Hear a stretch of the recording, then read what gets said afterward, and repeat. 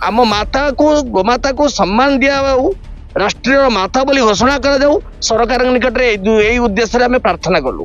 आमे अनुमान करुछु एई थर निश्चित भाव में गोमाता को राष्ट्रमाता रूपे घोषणा करिकी ही रहिबु।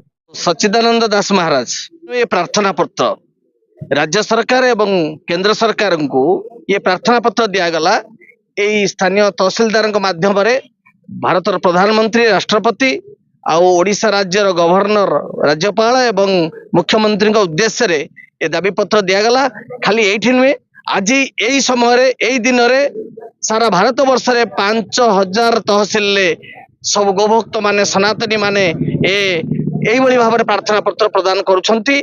आज आम ये प्रदान कलु गोमाता को राष्ट्रमातार सम्मान दि जाऊ।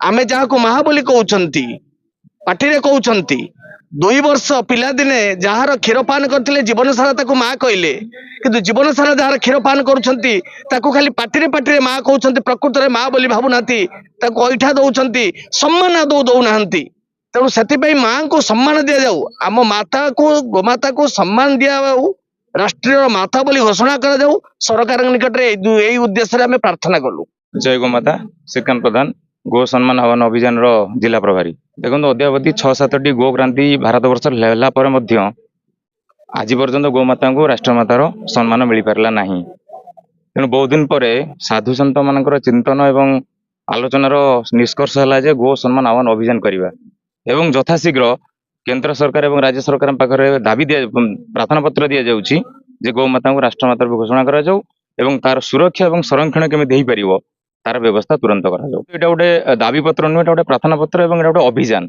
एटा आज दिन में समाप्त है आपर 5-6टी स्टेज आगक अच्छी। तेणु आम अनुमान करुछु एई थर निश्चित भाव में गोमाता को राष्ट्रमाता रूपे घोषणा करिकी ही रहिबु।